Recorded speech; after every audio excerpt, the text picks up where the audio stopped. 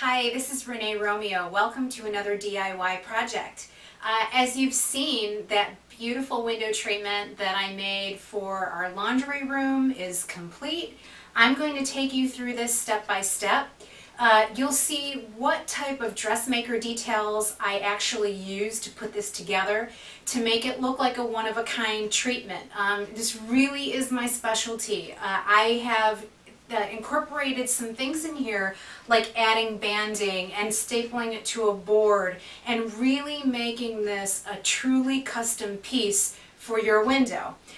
So there are some considerations as well as far as the size of it. So if you wind up purchasing a pattern at your local fabric store, that's exactly what I do. I have access to some professional workroom patterns, but quite frankly, those are really geared toward people that are really trying to make money in the business and not necessarily making a really wonderful product, a nice, full, lush-looking product like what I've made for that laundry window.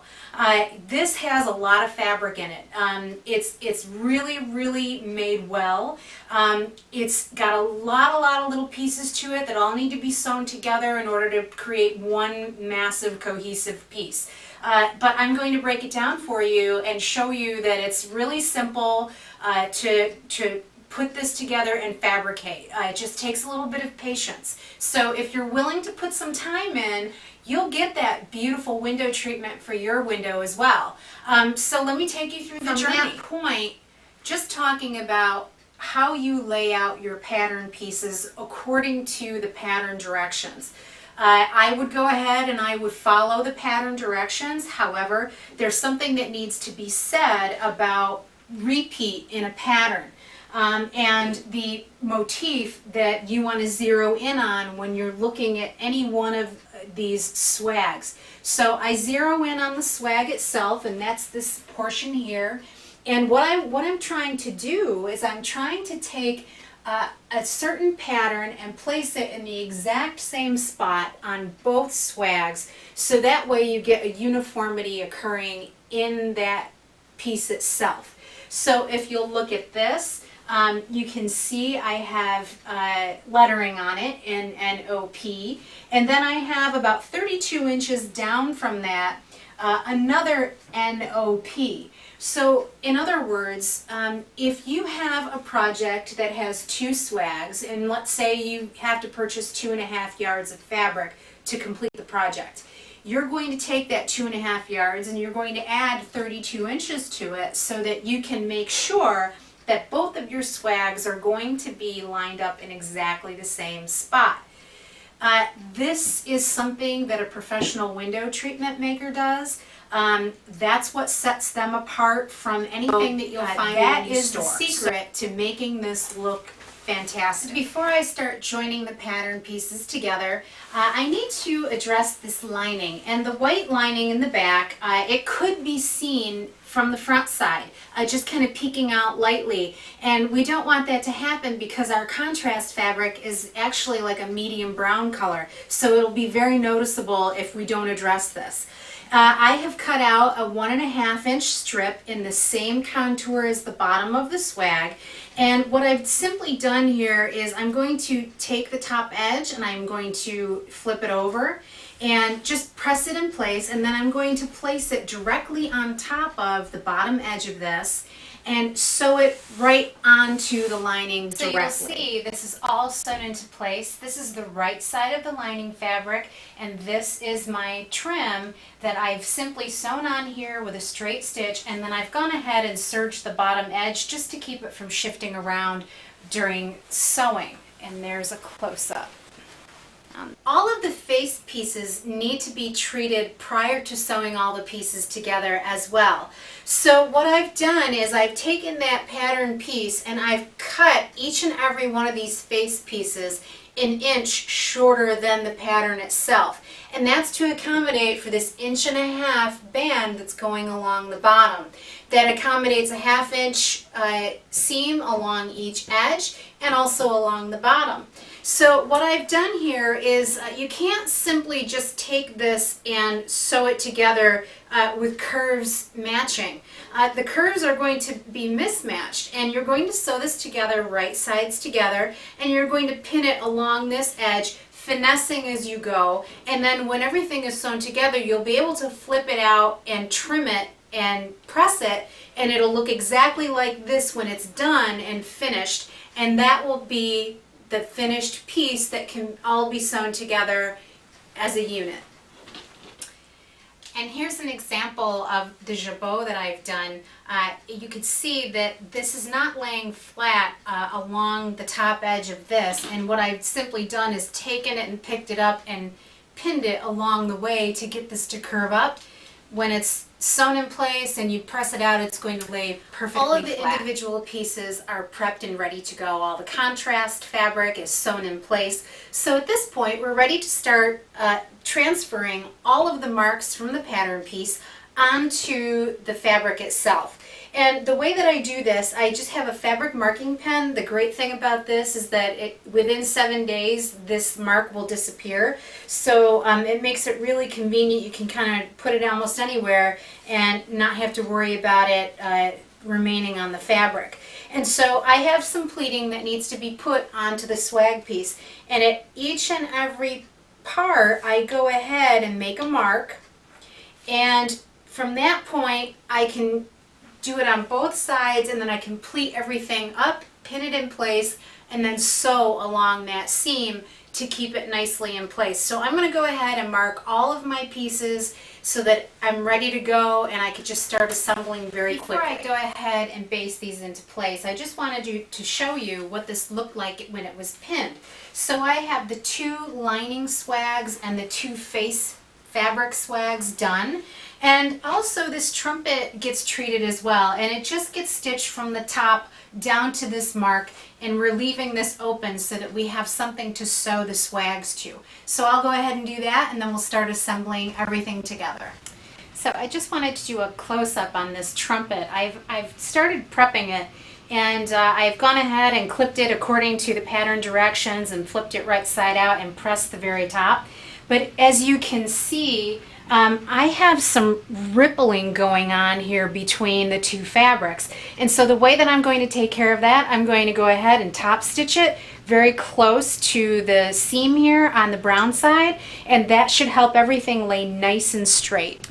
And you'll see with that stitching in place, it took care of the entire problem, so we'll just have to treat all the rest of the pieces that way, and from this point moving forward. All of the pleats have been basted in place, and what I've done, I've taken the 2 swag sections and I've sewn them together according to the pattern instructions. And honestly, you don't have to be all that careful about matching up all of these little pleats, because eventually they'll be hidden by this trumpet piece and you won't ever see them or detect that they're off kilter a little bit.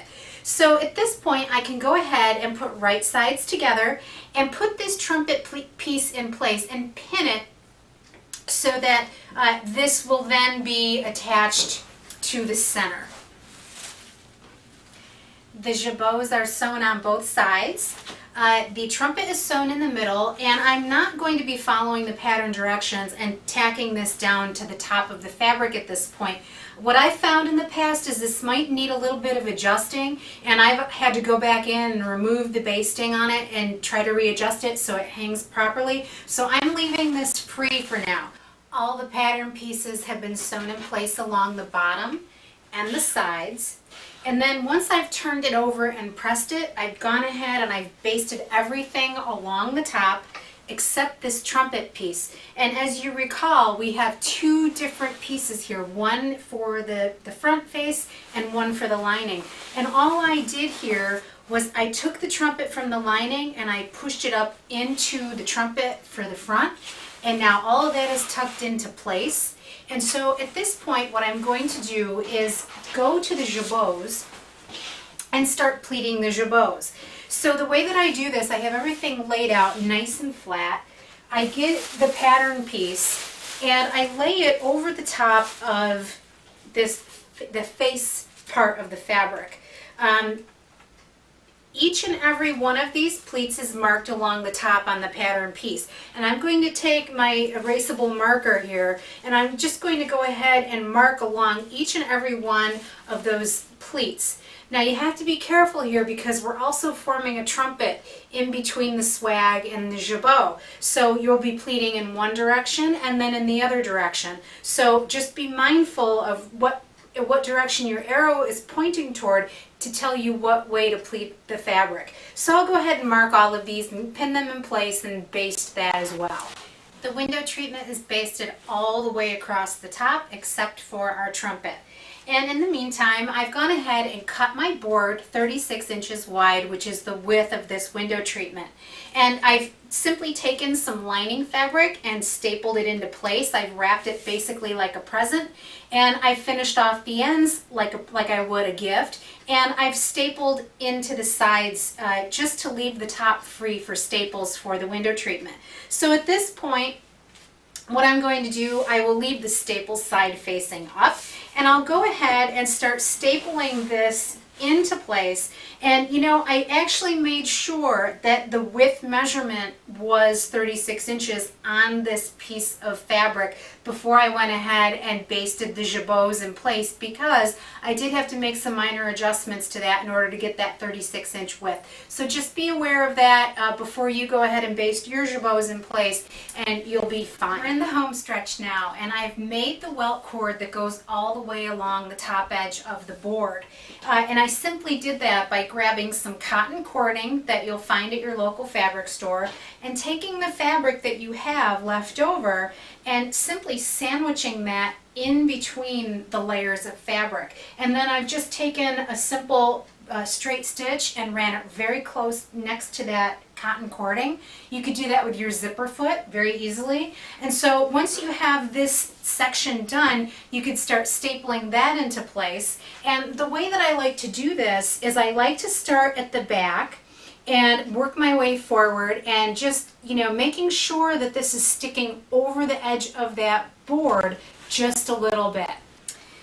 The window treatment is now in place, and what I've simply done is I've taken an L bracket like this, I've installed it to the wall with screws, and that allows me to be able to put the wood piece laying straight on top of this L bracket.